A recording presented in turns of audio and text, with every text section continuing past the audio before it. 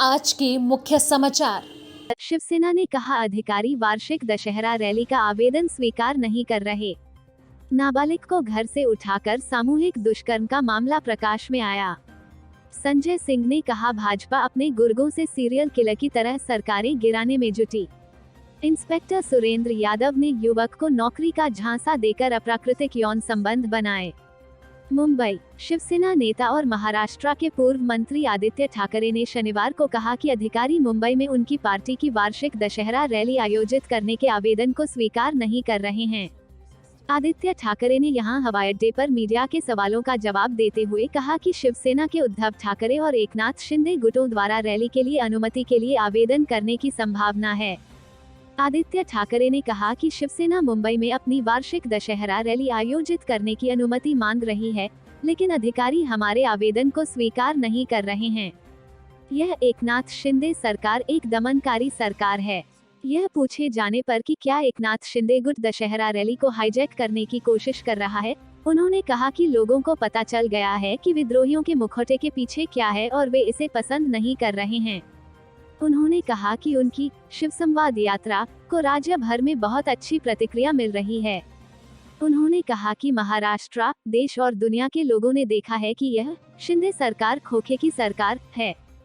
अक्टूबर 2021 में महाराष्ट्र के तत्कालीन मुख्यमंत्री व शिवसेना के अध्यक्ष उद्धव ठाकरे ने अपनी पार्टी की परंपरागत दशहरा रैली में प्रधानमंत्री नरेंद्र मोदी, भाजपा व राष्ट्रीय स्वयंसेवक संघ पर जमकर भड़ास निकाली थी। उद्धव ठाकरे ने कहा था कि संघीय ढांचे में राज्यों को सार्वभौमता दी गई है, लेकिन केंद्र लगातार हमारे कामकाज में हस्तक्षेप कर रहा है। महाराष्ट्र को अलग नजरिए से देखा जा रहा है। एक मंत्री पर एफआईआर दर्ज कराने के लिए कोल्हापुर जाने से भाजपा नेता किरीट सोमैया को रोका गया, तो यह प्रचार किया जाने लगा कि महाराष्ट्र में लोकतंत्र का गला घोंट दिया गया। पुलिस को भी माफिया बता दिया, लेकिन उत्तर प्रदेश में अखिलेश को रोका गया, राहुल को रोका गया, प्रियंका को नजरबंद किया गया, तो वहां क्या लोकतंत्र के बाग लहलहाने लगे हैं। मैनपुरी, उत्तर प्रदेश के जनपद मैनपुरी में महिलाओं और किशोरियों के साथ अपराध थमने का नाम नहीं ले रहा है। सरकार के तमाम प्रयासों के बाद भी महिलाओं और किशोरियों से आपराधिक प्रवृत्ति के लोग बलात्कार जैसी घिनौनी वारदातों को अंजाम देने से नहीं चूक रहे। ऐसे ही मामले में 12 वर्षीय किशोरी के साथ सामूहिक दुष्कर्म का मामला निकलकर सामने आया। आरोप है कि लड़की को बीती रात आरोपी घर से उठाकर पास के मक्के के खेत में ले गए, उसके साथ सामूहिक बलात्कार जैसी घिनौनी वारदात को अंजाम दिया। फिलहाल पुलिस ने परिजनों की तहरीर के आधार पर 6 आरोपियों के खिलाफ मुकदमा दर्ज कर मामले की जांच पड़ताल कर रही है। मामला किशनी थाना क्षेत्र के गांव से जुड़ा है, जहां के निवासी पीड़िता के चाचा ने थाने पर तहरीर देकर आरोप लगाते हुए बताया, मेरी भतीजी के घर पर कोई ना होने पर वो घर पर अकेली थी, जिसे बीती रात 8 बजे गांव के ही आरोपी घर से जबरिया उठाकर पास के मक्के के खेत में ले गए। वहां उसके छेड़छाड़ कर बारी बारी से सामूहिक दुष्कर्म जैसी घिनौनी वारदात को अंजाम दिया। पीड़िता को घर पर ना मिलने पर परिजनों ने आसपास तलाश किया तो पीड़िता लहूलुहान स्थिति में बेहोशी की हालत में मक्के के खेत में पड़ी मिली।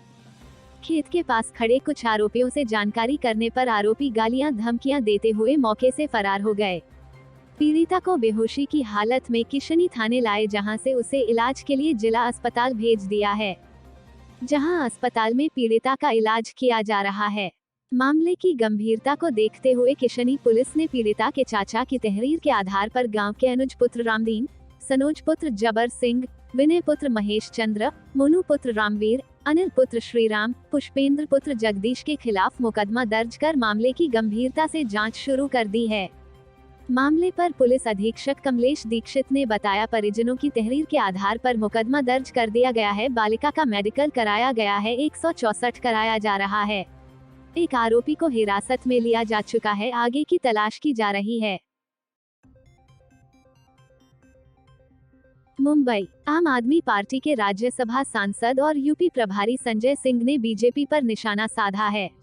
उन्होंने शनिवार को लखनऊ में कहा कि बीजेपी का ऑपरेशन लोट सब ऑपरेशन बोगस हो गया है, जो एकनाथ शिंदे पर सफल रहा और मनीष सिसोदिया पर फेल हो गया।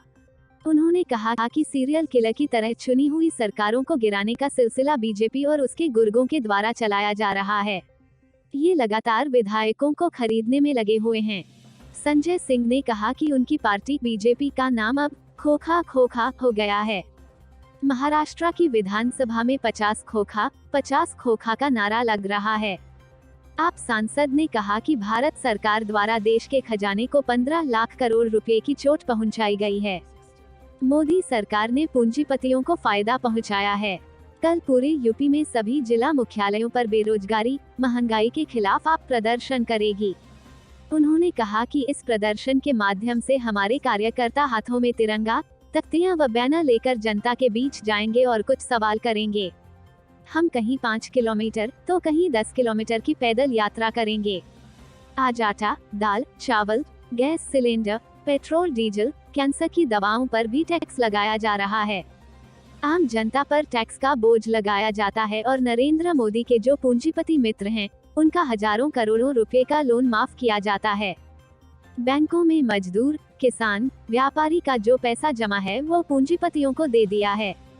आप इन सभी मुद्दों को उठाकर प्रदर्शन करेगी।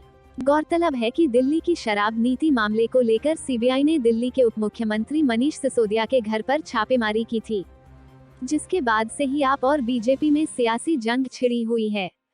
दोनों दलों के नेता एक दूसरे पर गंभीर आरोप लगा रहे हैं। मनीष सिसोदिया ने दावा किया है कि बीजेपी ने उन्हें ऑफर दिया कि अगर आम आदमी पार्टी छोड़ दे तो उन्हें सीएम बनाया जाएगा और उनके खिलाफ केस भी बंद कर दिए जाएंगे।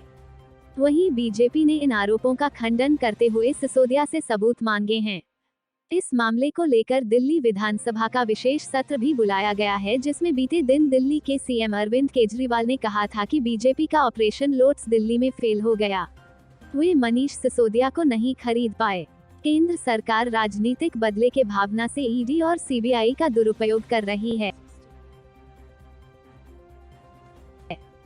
मध्य प्रदेश के ग्वालियर शहर में 5 महीने से फरार एक इंस्पेक्टर को गिरफ्तार कर लिया गया है। इस साल मार्च में इंस्पेक्टर सुरेंद्र यादव के खिलाफ विश्वविद्यालय पुलिस ने एक गंभीर मामले में मुकदमा दर्ज किया था। बता दें कि सुरेंद्र यादव पर युवक को नौकरी का झांसा देकर उसके साथ अप्राकृतिक यौन संबंध बनाने का आरोप है। इस मामले को सामने आने के बाद से ही आरोपी इंस्पेक्टर सुरेंद्र यादव फरार चल रहा था। वहीं ग्वालियर विश्वविद्यालय पुलिस पिछले 5 महीनों से इसकी तलाश में जुटी थी। वहीं युवक के साथ अप्राकृतिक संबंध के मामले में फरार लोकायुक्त के कार्यवाहक इंस्पेक्टर सुरेंद्र यादव की सूचना पुलिस को सचिन तेंदुलकर मार्ग पर मिली थी।